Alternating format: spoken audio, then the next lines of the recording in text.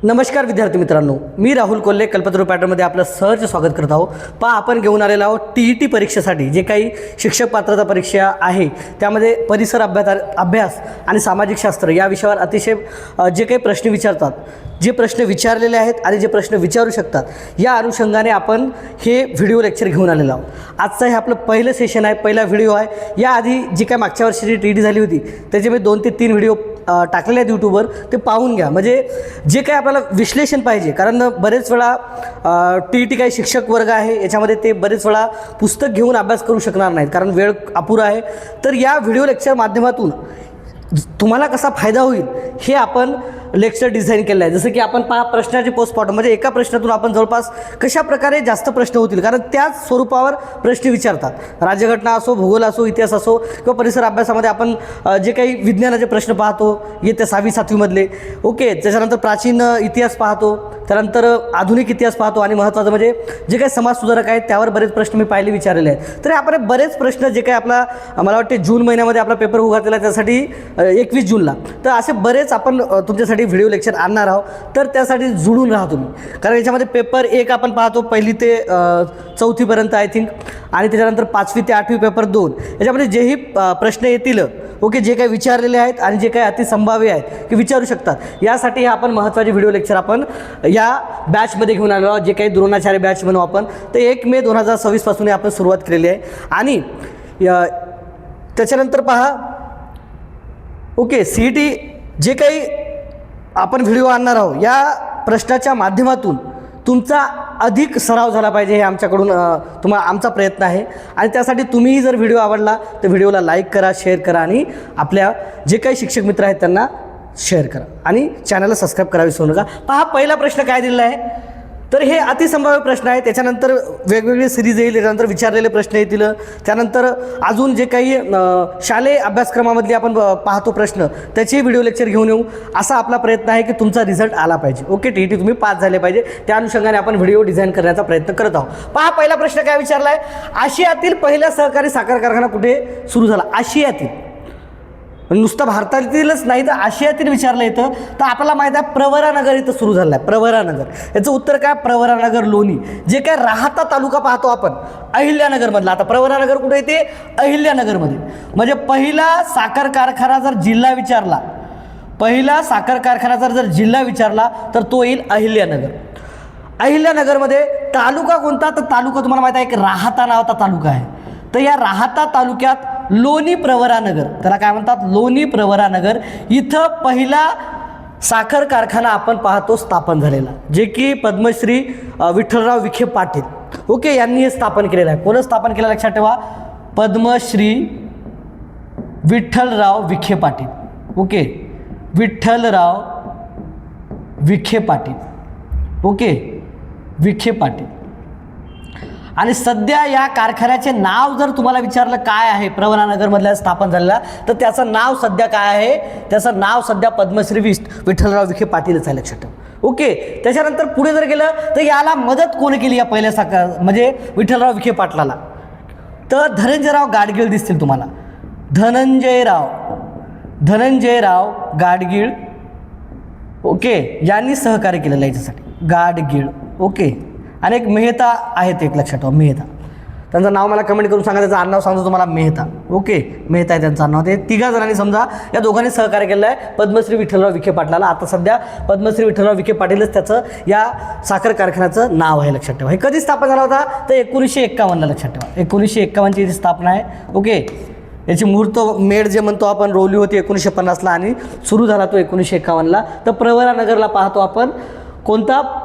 आशियातील सर्वात पहिला साखर कारखाना, ओके. आणि कोणत्या तालुक्यात जर विचारलं तर तालुका येईल राहाता, जिल्हा जर म्हणलं तर अहिल्यानगर, ओके. आणि कोणी सुरू केला होता? पद्मश्री विठ्ठलराव विखे पाटील. अजून पुढे तुम्हाला विचारलं जातात की भारतात सर्वाधिक जास्त साखर कारखाने कुठे आहेत? पहा, भारतात सर्वाधिक साखर कारखाने हे अहिल्यानगर आणि सोलापुरा, पण याच्यामध्ये सर्वाधिक जर म्हटलं तर अहिल्यानगर आहे, लक्षात ठेवा. अहिल्यानगर, ओके, अहिल्यानगर.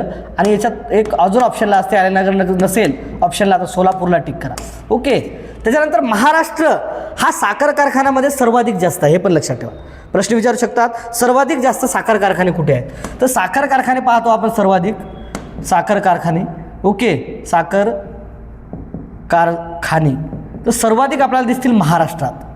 तर 210 जवळपास महाराष्ट्रात साखर कारखाने आहेत. याच्यामधले 190च्या वर साखर कारखाने तुम्हाला चालू दिसतात, लक्षात ठेवा. ओके, तर हे सर्वाधिक जास्त साखर कारखाने महाराष्ट्रात आहेत. उत्पादन जर म्हटलं साखरेचं उत्पादन, ओके, साखरेचं जर उत्पादन विचारलं आपल्याला कोणत्या याच्यामध्ये, पहा बरेच प्रश्न व्हायला याच्यामध्ये. उत्पादन विचारलं, पहिले उत्पादन सर्वाधिक जास्त आपल्याला पाहतो, साखर कारखाने कमी आहे उत्तर प्रदेशला, पण उत्पादनामध्ये उत्तर प्रदेश जास्त होतं, पण आता महाराष्ट्रानं ते ओके त्यांची बाजी मारली. आता सध्या उत्पादनामध्ये महाराष्ट्र सर्वाधिक आहे, लक्षात ठेवा. उत्पादन विचारलं साखरेचं सर्वाधिक कुठे आहे, तर महाराष्ट्र आहे. 2 नंबरला जर विचारलं कोण आहे उत्पादनामध्ये, तर तिथे येईल तुम्हाला, कोण येईल, उत्तर प्रदेश. पहिले उत्तर प्रदेशच होता. ओके, सर्वाधिक जास्त साखर कारखाने महाराष्ट्र, सर्वाधिक जास्त साखरेचं उत्पादन महाराष्ट्र, आणि जगामध्ये भारत 2 नंबरला आहे साखर उत्पादनात, हे पण लक्षात ठेवा. भारत तुम्हाला जगात 2 नंबरला दिसते. ओके, 2 नंबर जगात साखर उत्पादनात. साखर उत्पादनात भारत हा जगात 2 नंबरला, लक्षात ठेवा. ओके, साखर उत्पादनात. मग 1 नंबरला कोण आहे सर? 1 नंबरला दिसते तुम्हाला ब्राझील. ब्राझील या देशात साखरेचं उत्पादन सर्वाधिक आहे. पहा किती प्रश्न झाले याच्यामध्ये. ओके, याच्यामध्ये कोल्हापूर आपल्याला काय दिसते, साखरेचं उत्पादन सर्वाधिक आहे. कोल्हापूर आणि पुणे विभागामध्ये, म्हणजे तो कोल्हापूर तुम्हाला ऑप्शन दिलं आहे. तर कोल्हापूरचाही प्रश्न काय तयार होऊ शकतो की सर्वाधिक जास्त साखरेचं उत्पादन कोणत्या जिल्ह्यामध्ये होते, तर कोल्हापूर याच्यामध्ये होते, लक्षात ठेवा. कोल्हापूर आणि पुणे. साखर कारखाने जास्त कुठे आहेत म्हटलं तर अहिल्यानगर आणि सोलापूर. त्याच्यामध्ये जगामध्ये भारताचा कितवा क्रमांक लागतो, दुसरा. पहिला कोणाचा लागतो, ब्राझीलचा. त्यानंतर साखर उत्पादनामध्ये प्रथम क्रमांक लागतो महाराष्ट्राचा. 2 नंबर कोणाचा लागतो, उत्तर प्रदेशचा. सर्वाधिक जास्त साखर कारखाने कुठे आहेत, तर आपण काय म्हणू, महाराष्ट्रात आहे. तिथं कुठे, अहिल्यानगरमध्ये. बरेच प्रश्न पाहिले आपण. बारामतीला आपण पाहतो साखर कारखाने आहेत, पण बारामतीला आपण काय म्हणतो, पहिला साखर कारखाना नाही आहे. सांगलीलाही साखर कारखाने आहेत. पश्चिम महाराष्ट्रामध्ये आपण पाहतो, ओके, आपल्या तर बरेच काही साखर कारखाने आहेत. तर इथं प्रश्न विचारला होता की आशियातील पहिला सहकारी साखर कारखाना कुठे सुरू झाला, तर तो लोणी प्रवरानगरमध्ये सुरू झाला, जे की कोणत्या तालुक्यामध्ये, राहाता तालुक्यामध्ये. जिल्हा कोणता, तर अहिल्यानगर. त्या जे काही आपण कारखाना म्हणतो त्याचं नाव काय आता आहे सध्या, तर पद्मश्री विठ्ठलराव विखे पाटील. स्थापन कोण केला, तर पद्मश्री विठ्ठलराव विखे पाटील. त्यांना सहकार्य कोणाचं लाभलं, तर धनंजयराव गाडगीळ आणि एक मेहता होते, या दोघांचं त्यांना सहकार्य लाभलं. ओके, तर बऱ्याच गोष्टी आपण पाहिलं. तर याच्यातला कोणताही प्रश्न जर आला तर तुमचा जाणार नाही. ओके, शक्यतोवर. पहा दुसरा प्रश्न काय आहे, हरिजन हे साप्ताहिक कोणी सुरू केले. पहा, हरिजन हे साप्ताहिक आपण जे काही 1932चा पुणे करार झाला, त्याच्यानंतर जे काय म्हणतो आपण जे काही वेगळा मतदारसंघ बाबासाहेब मागत होते, ओके, डॉक्टर बाबासाहेब आंबेडकर वेगळा मतदारसंघ मागत होते की दलितांना एक वेगळा मतदारसंघ केला. जसं की 1909ला मुस्लिमांना स्वतंत्र मतदारसंघ दिला होता. 1919ला आपल्याला माहिती आहे ख्रिश्चन आणि शिखांना वेगळा मतदारसंघ दिला होता. वेगळा मतदारसंघ म्हणजे त्याच जातीचे उमेदवार राहतील आणि तेच जे काय म्हणून समाज आपण त्याला मतदान करेल, त्याच जातीचे लोक. अशा प्रकारचा आपण वेगळा मतदारसंघ म्हणू. तर तिथे गांधीजींनी उपोषण केलं होतं येरवडा तुरुंगात, आणि येरवडा तुरुंगात उपोषण केल्यामुळे तिथे काही होऊ नये म्हणून बाबासाहेबांना ते मागे घेतलं होतं आणि एक करार केला होता, त्याला पुणे करार म्हणतो. आणि त्याच अनुषंगाने आपण काय म्हणतो, जे आरक्षणाची नीव आहे ती तिथून रोवलेली आहे की आरक्षण आपण घेतलेलं आहे आपल्या भारतीय राज्यघटनेमध्ये, वेगळा मतदारसंघ न घेता. तर त्यावेळेस महात्मा गांधीजींनी हरिजन एक त्याला काय म्हणू आपण, साप्ताहिक सुरू केलं. ते साप्ताहिक, ते हरिजन एक काय म्हणू आपण, त्याला अस्पृश्यता निवारण्यासाठी एक वृत्तपत्र सुरू केलं होतं त्यांनी. अस्पृश्यांनाही जगण्याचा अधिकार आहे हे त्यांच्या वृत्तपत्रामधून हे करत होते. तर हे हरिजन हे जे वृत्तपत्र होते, लक्षात ठेवा, हे 3 भाषेमध्ये होतं. 3 भाषेमध्ये. किती भाषेमध्ये, 3 भाषेमध्ये. तर हे मूळतः इंग्रजी भाषेमध्ये होतं, लक्षात ठेवा.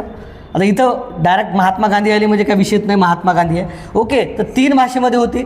तर 3 भाषेमधले आपण पहिली भाषा पाहतो याच्यामध्ये पहा, तर इंग्रजी भाषेमध्ये होतं. सर्वात महत्त्वाचं इंग्रजी भाषेमध्ये होतं. त्यानंतर हे गुजराती भाषेमधलं होतं, गुजराती. तर गुजराती भाषेमध्ये जे होतं त्याचं नाव होतं हरिजन बंधू. हे जर डीपमध्ये जाऊन जर तुम्हाला विचारलं तर हरिजन बंधू. त्यानंतर तुम्हाला 3 विचारतात हिंदी भाषेमधलं, तर हिंदी भाषेमधलं होतं हरिजन सेवक, लक्षात ठेवा, हरिजन सेवक. ओके, त्यानंतर महात्मा गांधीचे काही वृत्तपत्र विचारतील किंवा साप्ताहिक म्हणू आपण त्याला. त्याच्यामध्ये तुम्हाला पहा यंग इंडिया दिसते, यंग इंडिया, यंग इंडिया पहा. ओके, यंग इंडिया पहा. एक यंग इंडिया विचारतात महात्मा गांधीचं, यंग इंडिया, यंग इंडिया. त्यानंतर नवजीवन एक साप्ताहिक विचारतात, लक्षात ठेवा, गुजराती भाषेमध्ये होतं नवजीवन. हे कोणत्या भाषेमध्ये होतं तर हे गुजराती भाषेमधलं होतं, गुजराती. त्यानंतर ओके, तर यंग इंडिया झालं, नवजीवन झालं गुजराती भाषेमध्ये. त्यानंतर एक त्यांनी साऊथ आफ्रिकेमध्ये सुरू केलं होतं पहा. ओके, त्याचं एक नाव मला आठवत नाही आहे, तर ते एक मला वृत्तपत्र तुम्ही नाही का कमेंट करून सांगा. जर गांधीजी वाचत असेल तर गांधीजीबद्दल बरेच प्रश्न विचारतात.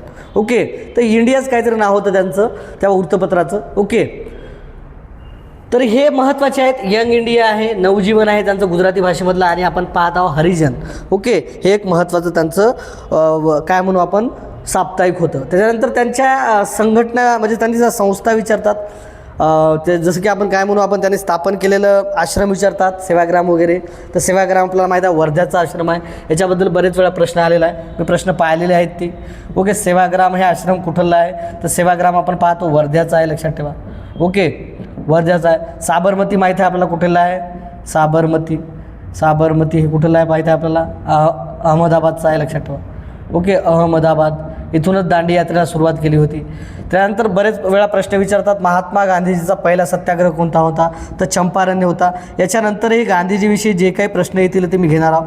चंपारण्य होता, नंतर दुसरा पाहतो आपण खेडा होता. ओके, खेडा सत्याग्रह पाहतो आपण नंतर. ओके, जे काय गिरणी कामगारांचा सत्याग्रह होता, गिरणी कामगार. ओके, गिरणी कामगार. तर हे 3 सत्याग्रह त्यांनी जेव्हा जे 9 जानेवारी 1915ला ते भारतात आले. ओके, 9 जानेवारी 1915ला गांधीजी भारतामध्ये आले, लक्षात ठेवा. ओके, 9 जानेवारी 1915ला गांधीजी भारतात आले आणि त्यांनी 2 वर्ष काय केला, फक्त भारताचा काय केलं, भारत फिरला त्यांनी. कोणाच्या सल्ल्यानुसार, गोपाळ कृष्ण गोखलेवर त्यांचा कोणता प्रश्न विचारतात पहा. गोपाळ कृष्ण गोखलेवर प्रश्न विचारतात की महात्मा गांधीजीचे राजकीय गुरु कोण होते. ओके, राजकीय गुरु पहा, राजकीय गुरु कोण होते तर महात्मा गांधीचे राजकीय गुरु पाहतो आपण गोपाळ कृष्ण गोखले होते, लक्षात ठेवा. ओके, यांच्याच म्हणण्यानुसार गांधीजींनी जवळपास 2 वर्ष भारत भ्रमंती केली आणि त्या 2 वर्षानंतर पहिला सत्याग्रह केला जो की नीळ उत्पादनासंबंधित होता, तो चंपारण्य सत्याग्रह. तर येतं विचारू शकतात चंपारण्य सत्याग्रही कोणत्या पिकासंबंधित होता, नीळ. कारण नीळ या पिकाची जबरदस्ती करत होते शेतकऱ्यावर आणि त्यावर लढा दिला गांधीजींना आणि नंतर ती सक्ती बंद केली. खेडा सत्याग्रह पाहतो आपण. इथे खेडा सत्याग्रह साराबंदी जे काही आपण हे म्हणतो टॅक्सबद्दल. ओके, तर हे एक जबरदस्ती करू लागले तिथं, ते खेडा सत्याग्रह महात्मा गांधींना घडून आणला. पाहतो आपण 1918ला. ओके, हे 1917ला. आणि नंतर गिरणी कामगाराचा सत्याग्रह त्यांच्या पगारवाढीसाठी पाहतो आपण 1918ला. ओके, गिरणी कामगाराचा. त्यानंतर 1920चा आपण असहकार चळवळ पाहतो. 1922चा आपण चौरी हत्याकांड पाहतो आणि असहकार चळवळ मागे पाहतो. त्यानंतर सायमन कमिशन पाहतो 1927-28चं. त्यानंतर 1930ला आपण पाहतो सविनय कायदेभंग, दांडी यात्रामध्ये किती अनुयायी होते, 78 होते. किती प्रवास होता, ओके, किती किलोमीटर ते होते, 300 जवळपास किती किलोमीटर हे होते ते 385 किलोमीटर. ओके, हे विचारतात आकडा, 385 किलोमीटर ते दांडीमध्ये आले, म्हणजेच हे किमी. ओके, दांडी ते आपण काय म्हणतो साबरमती ते दांडी, तर हे अंतर किती होतं 385 किलोमीटर, 241 मैल. यावर वारंवार प्रश्न विचारलेले आहेत. त्यानंतर आपण पाहतो चले जाव चळवळ 1942. ओके, तर हेच वारंवार प्रश्न. त्यानंतर 1924चं ते एकाच अधिवेशनाचे अध्यक्ष होते 1924ला. ओके, जे काय म्हणतो आपण इंडियन काँग्रेसचं जे काय अधिवेशन होतं इंडियन नॅशनल काँग्रेसचं 1924 तर बेळगावचं.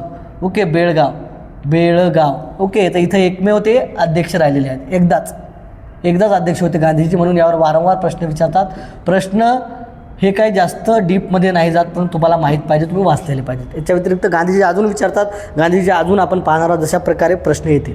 इथे पहा, इथे विचारला हरिजन साप्ताहिक कोणाचा आहे तर हरिजन साप्ताहिक महात्मा गांधीजीचा आहे, लक्षात ठेवा. हरिजन साप्ताहिक 3 भाषामध्ये होते, इंग्रजी, गुजरातीमध्ये हरिजन बंधू आणि हिंदीमध्ये हरिजन सेवक. त्याच्यानंतर आपण नवजीवन पाहतो, यंग इंडिया पाहतो. ओके, हे एक महत्त्वाचे वर्तमान त्याचे साप्ताहिक होते. त्यानंतर सेवाग्राम हे त्यांचा कधीही आश्रम विचारतात, साबरमती आश्रम पाहतो आपण.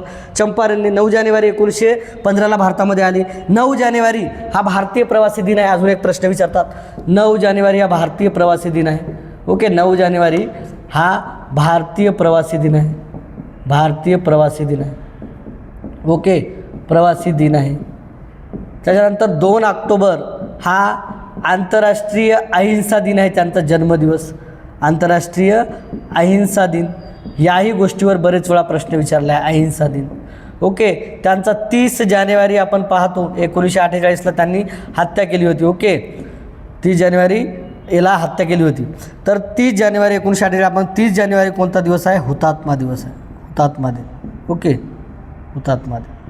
तर याही गोष्टी आपल्याला महात्मा गांधीबद्दल वारंवार सोप्या विचारतात, ते आपल्याला माहीत पाहिजे. ओके, तर लोकमान्य टिळक पाहतो म्हटलं तर लोकमान्य टिळक पहा इथं काय आहे.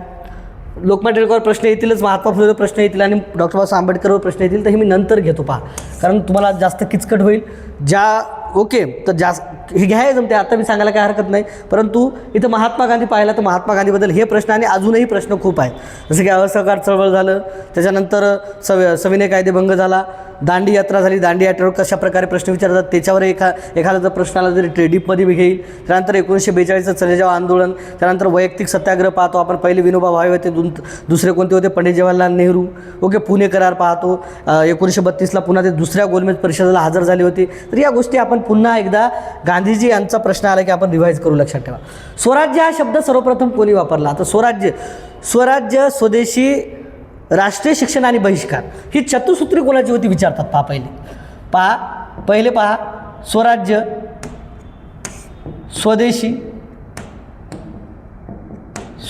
स्वदेशी, राष्ट्रीय शिक्षण आणि आपण काय पाहतो? बहिष्कार. याच्या नावावरून अर्थावरूनच कळते आपल्याला काय होतं ते. तर ही चतुसूत्री होती. लक्षात ठेवा, चतुसूत्री होती. तर ही कोणाची होती माहीत आहे का? ही लोकमान्य टिळकांची होती. लक्षात ठेवा, कोणाची होती? लोकमान्य टिळकांची. आणि 1916च्या अधिवेशनामध्ये पाहतो आपण ते काय म्हटले होते? स्वराज्य हा माझा जन्मसिद्ध हक्क आहे. तर याच्यावर प्रश्न विचारतात, सर्वांनाच माहीत आहे स्वराज्य हा माझा जन्मसिद्ध हक्क आहे आणि तो मी मिळवणारच आहे आणि तो मी मिळवणारच, असे कोण म्हटले होते? मिळवणारच असे कोण म्हटले होते? तर ते पाहतो आपण लोकमान्य टिळक म्हटले होते. लक्षात ठेवा, यावर वारंवार सोपा प्रश्न आहे, हातातला घालू नका. लोकमान्य टिळक. चतुसूत्री म्हटलं स्वराज्य, स्वदेशी, राष्ट्रीय शिक्षण आणि बहिष्कार. कोण होते? लोकमान्य टिळक. पण इथे प्रश्न विचारला स्वराज्य हा शब्द सर्वप्रथम कोणी वापरला, सर्वप्रथम कोणी उच्चार केला? तर 1906च्या अधिवेशनामध्ये. 1906चं अधिवेशन कुठे होतं विचारतात. महत्त्वाचं अधिवेशन आहे कोलकात्याला. पहिले कलकत्ता म्हणायचं, आता इथे मी कोलकाताच करतो. लक्षात ठेवा, कोलकाता. ओके, तर 1906चं अधिवेशन आपण पाहतो कोलकात्याला. अधिवेशनाचे अध्यक्ष कोण होते? दादाभाई नौरोजी. मग दादाभाई नौरोजीनं पहिला उल्लेख केला होता स्वराज्य या शब्दाचा. दादाभाई नौरोजी आपण पाहतो ग्रँड ओल्ड मॅन. ओके, तर याला म्हणतात. त्याच्यानंतर याच्याबद्दल दादाभाई नौरोजीबद्दल एक प्रश्न विचारतात पहा की ब्रिटिश पार्लमेंटमध्ये पहिले भारतीय निवडून गेलेले होते ते. ओके, निवडून गेलेले. क्वीन्सबरो मतदारसंघ पाहतो आपण. क्वीन्सबरो आहे वाटते, काहीतरी मतदारसंघ आहे. ओके, तर याच्याकडून ते गेले होते, या मतदारसंघातून दादाभाई नौरोजी. तर पहिले भारतीय आहेत आणि एक ज्येष्ठ होते ते. जवळपास 3 वेळा ते राष्ट्रीय काँग्रेसच्या अधिवेशनाचे अध्यक्ष राहिले. 3 वेळा. तर यावर प्रश्न विचारतात 3 वेळा. तर कोणतं अधिवेशन नव्हतं हे लक्षात ठेवा. इंडियन नॅशनल काँग्रेसचे ते अध्यक्ष राहिले आहेत. ओके, आणि जेव्हा राष्ट्रीय सभेची किंवा इंडियन नॅशनल काँग्रेसची आपण स्थापना पाहतो, त्या स्थापनेमध्ये त्यांचा सहभाग होता. ॲलन ह्यूम होते, रानडे वगैरे जे काय आपण पाहतो. ओके, जे काय मवळवादी नेते होते बहुतांश स्थापनेवेळेस होते, त्याच्यामध्ये दादाभाई नौरोजी होते. तर इथे पाहतो आपण 1886चं पहिलं म्हणजे दुसरं अधिवेशन. ओके, दुसरं अधिवेशन. तर या दुसऱ्या अधिवेशनाचे जे अध्यक्ष होते ते कुठं होतं? तर कलकत्त्याला होता. पहिले कलकत्ता म्हणायची, तर कलकत्तातले तुम्ही कलकत्त्याला होते. दुसरं अधिवेशन कलकत्त्याला होतं. लक्षात ठेवा. आणि ते एक पारसी होते, पहिले पारसी. ओके, पहिले पारसी होते ते. तर अध्यक्ष होते. त्याच्यानंतर 1993चं अधिवेशन पाहतो आपण लाहोरचं अधिवेशन पाहतो. याचे पण ते अध्यक्ष होते 1993चे. आणि तिसरं पाहतो आपण 1906चं महत्त्वाचं अधिवेशन पाहतो. ओके, ते की कलकत्त्याला होतं, त्याचे अधिवेशनाचे ते अध्यक्ष होते. लक्षात ठेवा. ओके, ग्रँड मेडिकल कॉलेज पाहतो. या कॉलेजच्या स्थापनेमध्ये त्यांचा महत्त्वाचा सहभाग होता.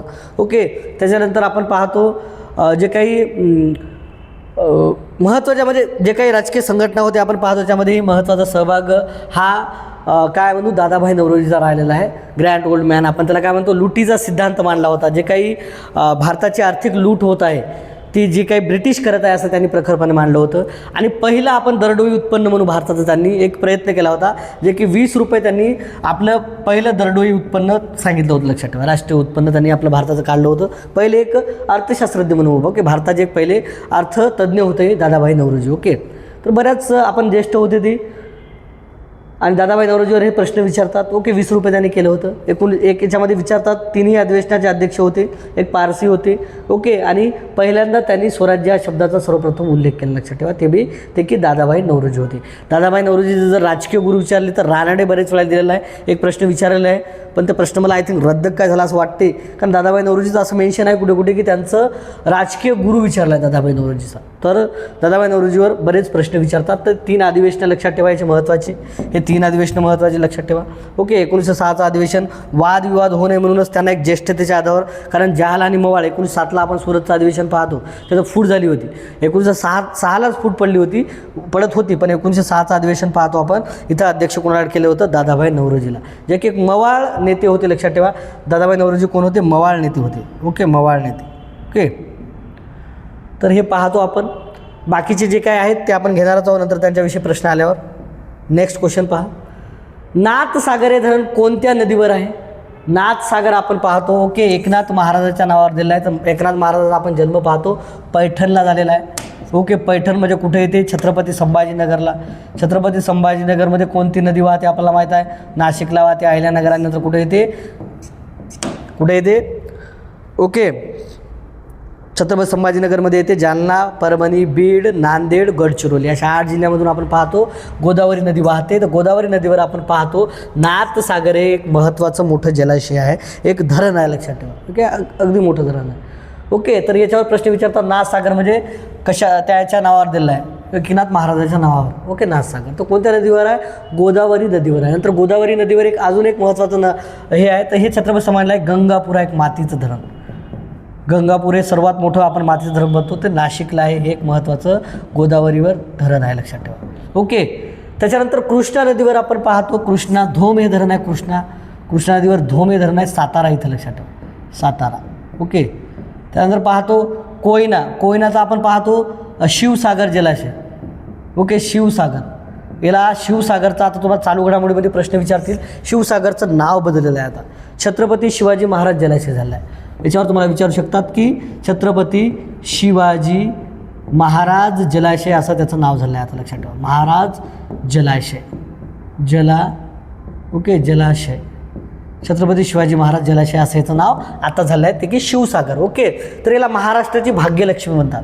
याच जलाशयाला काय म्हणू आपण, शिवसागराला महाराष्ट्राची भाग्यलक्ष्मी म्हणतात, महाराष्ट्र राज्याची महालक्ष्मी.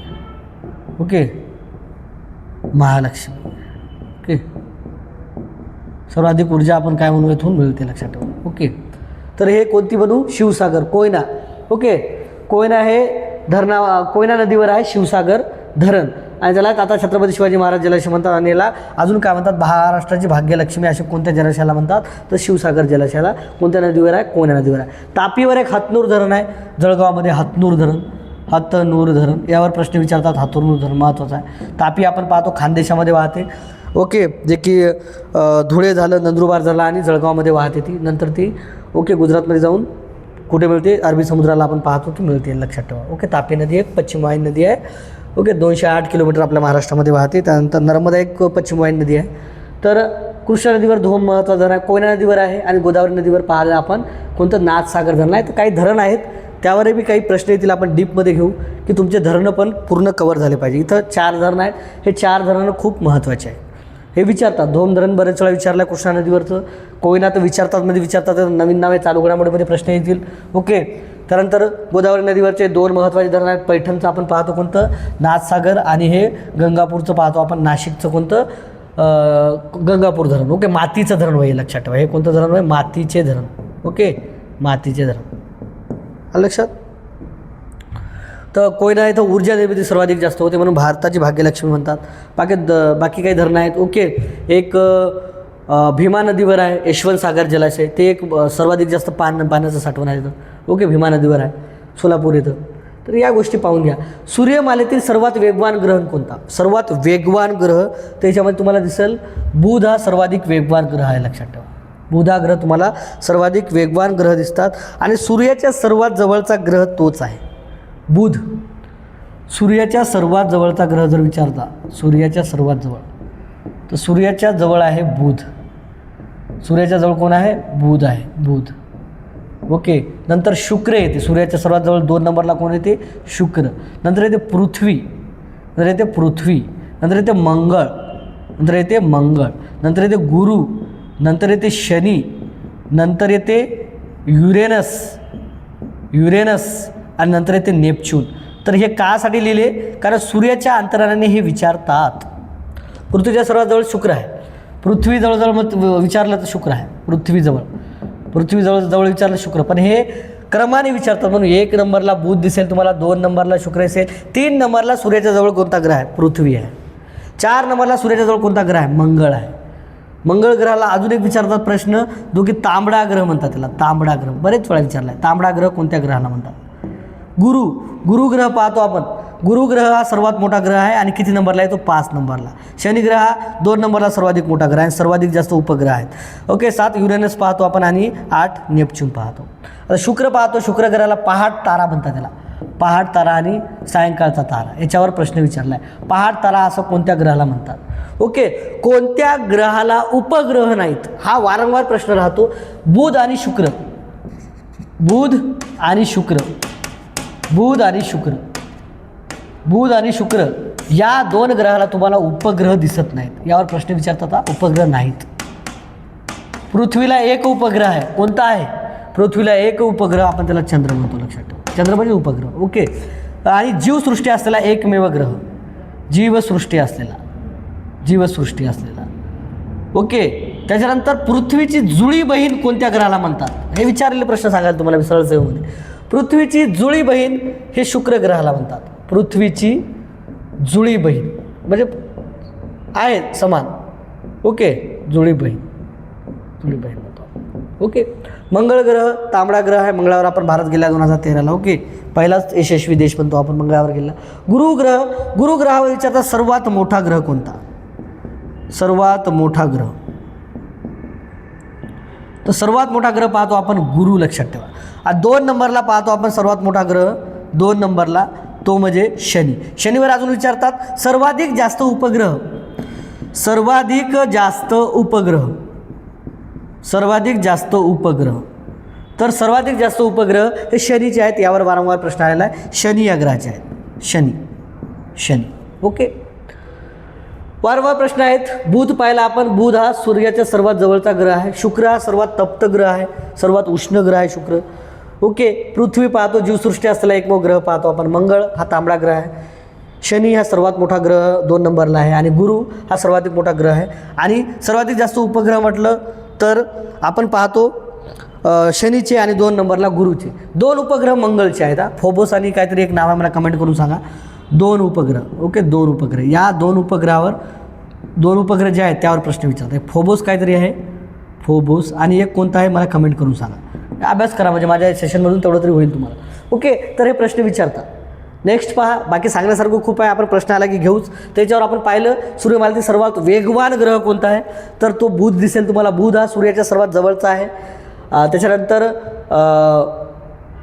सूर्याच्या सर्वात जवळ बुध आहे. त्यानंतर आपण कलाक्रमाने पाहिलं, कारण प्रश्न विचारतात 3 नंबरला कोण आहे हे, म्हणून हे तुम्हाला पूर्ण पाठ पाहिजे. बुध, शुक्र, पृथ्वी, मंगळ, गुरु, शनी, युरेनस आणि नेपच्यून. अशा प्रकारे सूर्याच्या जवळ आपण ग्रह पाहतो. पृथ्वीच्या सर्वात जवळ आपण पाहिला. पृथ्वीच्या सर्वात जवळ आपण काय शुक्र पाहतो. शुक्रला कोणता ग्रह म्हणतात? पहाट तारा आणि सायंकाळचा तारा म्हणतात. ओके. एक काय म्हणू आपण त्याला, प्रकाशित ग्रह आहे तो शुक्र ग्रह. त्याच्यानंतर आपण पाहिलं मंगळ ग्रह, तर मंगळ ग्रह हा तांबडा ग्रह म्हणतात त्याला. गुरु पाहिलं सर्वात मोठा ग्रह. शनी पाहिलं 2 नंबरचा सर्वात मोठा ग्रह. शनी सर्वाधिक जास्त काय म्हणू आपण त्याला, उपग्रह आहेत. 146 जवळपास उपग्रह आहेत त्याला. 146 उपग्रह आहेत, लक्षात ठेवा. ओके. त्यानंतर युरेनस आणि नेपच्यून हे पाहिले आपण 2 ग्रह. तर त्याचे महत्त्वाचे वैशिष्ट्य आपण काही प्रश्न जेव्हा येतील तेव्हा पाहू आपण. ओके. अजून सेशन खूप लांबेल. महाराष्ट्रातील पहिली महानगरपालिका कुठे स्थापन झाली? पहिली महानगरपालिका महाराष्ट्रातली पाहतो आपण 1888ला मुंबई महानगरपालिका. 1888ला. काही काही वेळा साल 1868 दिलं आहे, कुठं कुठं 1888 आहे. पहिली महानगरपालिका भारतातली पहिली जर महानगरपालिका पाहतो म्हटलं आपण, ओके, महानगरपालिका जर पाहतो म्हटलं आपण ना, तर ती आहे पहा कोणती, मद्रास. मद्रासची स्थापना झाली आहे 1688ला. जगातली जर विचारलं तर लंडन आहे लक्षात. लंडनच्या धर्तीवर ही मद्रास आपण स्थापना केली. तर मुंबई आहे, पुणे आहे 1950ची, नागपूर आहे 1951ची, कोल्हापूर आहे 1972ची. साल काय विचारणार नाही, त्यांनी सांगायला तुम्हाला. महत्त्वाच्या महानगरपालिका आहेत. महानगरपालिका आपण पाहतो, ही महानगरपालिका स्थापन झालेली आहे 74व्या घटनादुरुस्तीनं. आपण महानगरपालिका ओके 1949च्या कायद्यानुसार आपण पाहतो 74वी घटनादुरुस्ती. त्याच्यामध्ये 18 विषय दिलेले आहे महानगरपालिकेमध्ये. तर एक शहरी स्थानिक स्वराज्य संस्थामध्ये घातलेला आहे आपण त्याला. तर आता सध्या महाराष्ट्रात महानगरपालिका विचारतात आता किती आहेत, याच्यावर वारंवार प्रश्न राहतो चालू घडामोडीचा किंवा असा बी. तर महाराष्ट्रात 29 महानगरपालिका आहेत. 29 महानगरपालिका किती आहेत, 29 महानगरपालिका. याच्यामध्ये सर्वाधिक जास्त क्षेत्रफळाने मोठी कोणती विचारतात. 29 मध्ये क्षेत्रफळाने मोठी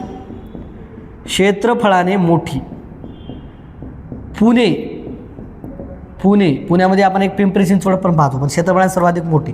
त्याच्यानंतर सर्वात श्रीमंत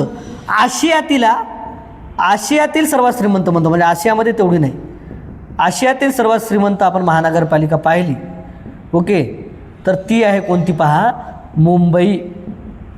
मुंबई सर्वाधिक मोठी महानगरपालिका पाहतो आपण, म्हणजे श्रीमंत महानगरपालिका, ओके. क्षेत्रफळाने पुणे पाहतो. 29वी महानगरपालिका जर विचारलं कोणती आहे, तर इथं जालना करा. जालना ही 29वी आहे. त्याच्यानंतर आपण 28वी जर विचारलं, 28वी, तर इचलकरंजी आहे.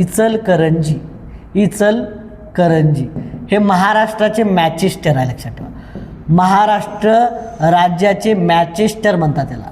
मॅचेस्टर आपण पाहतो, जे की शहर पाहतो इंग्लंडचं, जिथं सर्वाधिक जास्त आपण काय म्हणू कापड उत्पादन आहे, त्या धर्तीवर हे उपमा दिलेली आहे. भारताचं कोणतं आहे, अहमदाबाद आहे ना, भारताचं अहमदाबाद आहे, ओके. आणि उत्तरेकडे जर विचारलं तर कानपूर, आणि दक्षिणेकडे विचारलं तर कोईम्बतूर, ओके, असे काही विचारतात. आणि महाराष्ट्रात जर विचारलं तर इचलकरंजी हे एक मॅचेस्टर आणि 28वी महानगरपालिका आहे. 29वी महानगरपालिका जालना आहे. सर्वाधिक महानगरपालिका जर विचारलं तर ठाणेमध्ये आहे. 6 आहेत का 7 आहेत, ओके, ठाणेमध्ये आहे. पुण्यामध्ये आपण पाहतो पुणे, पिंपरी चिंचवड वगैरे, ओके. तर हे महानगरपालिका आहेत. महानगरपालिका होण्यासाठी 3 लाख लोकसंख्या लागते, 3 लाख, ओके. आणि लोकसंख्येच्या आधारावर त्यांची सदस्य संख्या असते. महानगरपालिकेचा जो प्रथम नागरिक असतो त्याला महापौर म्हणतात, ओके, महापौर म्हणतात. आणि याचा जो प्रशासकीय अधिकारी असतो तो आयुक्त असतो, ओके. तो कोण असतो, आयुक्त असतो. तो IAS level, IAS, okay, UPSC परीक्षा पास झालेला असतो तो, ओके, IAS. तर प्रशासकीय असतो तो. तर हे महानगरपालिका पहा, सर्वाधिक जास्त महानगरपालिका भारतामध्ये आहेत, महाराष्ट्रामध्ये आहेत. सर्वाधिक जास्त महानगरपालिका महाराष्ट्र, ओके, जवळपास 29. त्याच्यानंतर आपण पाहतो 25 महानगरपालिका तामिळनाडू. आणि त्याच्यानंतर 17-18 पाहतो आपण कुठे, उत्तर प्रदेश, ओके. म्हणजे सर्वाधिक जास्त शहरीकरण तुम्हाला कुठे दिसते, महाराष्ट्र तामिळनाडूचं दिसते, की जिथं 29 महानगरपालिका आहेत. नागपूर पाहतो आपण, ही महत्त्वाची महानगरपालिका आहे. 1951ला झालेली आहे. पुणे 50-51ला पाहतो आपण. कोल्हापूर 1972ला. तर हे पाहतो महत्त्वाच्या महानगरपालिका आहेत. इचलकरंजी ही कोल्हापूरमध्येच येते, लक्षात ठेवा, कोल्हापूरमधली महानगरपालिका आहे, ओके. तर हे लक्षात ठेवा, 29 महानगरपालिका आहे. त्याच्यामध्ये जालना ही सर्वाधिक शेवटची आहे. यावर प्रश्न विचारतात. शिक्षणाविषयी कोणत्या सूचीमध्ये आहे रे, तर शिक्षण हा विषय पहा, हे जे प्रश्न घेतलेले आहेत ना, तर हे संभाव्य म्हणून घेतलेले आहे. पहिलं सेशन आहे. पहिल्या सेशनमध्ये नेमके प्रश्नही विचारतात. राज्यघटनेमध्ये एकदम जे काही आपल्याला शिक्षक भरतीमध्ये विचारू शकतात असे प्रश्न घेतलेले आहेत. आणि याच्यानंतरही जे काय आपण पाहतो 2013 ते 2025पर्यंत जे काय प्रश्न विचारले त्याचंही आपण एक सेशन दररोज घेऊन येत राहू. 20-30 प्रश्न, आणि त्याचंही बऱ्याप्रमाणे आपण विश्लेषण घेत जाऊ. आणि नंतर ज्यावेळेस एक्झाम जवळ येईल त्यानंतर आपण जवळपास 10 दिवस फास्ट ट्रॅक लेक्चर घेऊ, म्हणजे याच आधारित तुमचं रिव्हिजन फास्ट करू आपण, ओके. आणि काही अतिसंभाव्य प्रश्न पण त्यामध्ये घेऊ. फक्त जोडून राहा तुम्ही कल्पतरू पॅटर्नसोबत. आणि व्हिडिओ जर आवडत असेल तर सबस्क्राईब पण करा. शिक्षण हा विषय आपल्याला विचारला, तर शिक्षण हा विषय पहिले राज्यसूचीमध्ये होता. शिक्षण पाहतो, वने पाहतो आपण, ओके. तर हे पहिले जे विषय पाहतो आपण हे राज्यसूचीमध्ये होतं. परंतु शिक्षणाविषयी आपण पाहतो 76वी घटनादुरुस्ती, 1976, 42वी घटनादुरुस्ती. 42वी घटनादुरुस्ती आपण पाहतो, 42वी घटनादुरुस्ती. तर या 42व्या घटनादुरुस्तीने काय केलं, 1976ला झाली ती, हे शिक्षणाविषयी समवर्ती सूचीमध्ये घातला. शिक्षणाविषयी कशामध्ये घातला, समवर्ती सूचीमध्ये. अजून एक विषय होता वने, तर वने हा विषय पण काय घेतला त्यांनी, समवर्ती सूचीमध्ये टाकला. ओके, तर आता समवर्ती सूचीमध्ये आपण विषय पाहतो तर जवळपास 51 आहेत. किती आहेत, 51 विषय आहेत. पण ज्यावेळेस राज्यघटना लागू झाली आपण पाहतो तर त्यावेळेस किती होते, 47 होते. राज्यघटना लागू झाली, ओके, राज्यघटना ज्यावेळेस लागू झाली त्यावेळेस किती होते, 47 विषय होते. आणि नंतर आपण पाहतो आता सध्या किती आहेत, तर सध्या तुम्हाला किती विषय दिसतील, 51 विषय. त्याचप्रमाणे अजून याच्यामध्ये घटस्फोट, विवाह असे काही येतात, याच्यावर वारंवार प्रश्न विचारतात. विवाह, त्याच्यानंतर काय येते आपण घटस्फोट, ओके, घटस्फोट. तर हे काही महत्त्वाचे आपण पाहतो, हे समवर्ती सूचीमध्ये येतात. वने पाहतो आपण, समवर्ती सूचीमध्ये येते. केंद्र सूचीमध्ये सध्या सुरुवातीला 93 विषय होते. पाहिजे पहिले सुरुवात लिहितो आणि नंतर इकडे हे करतो.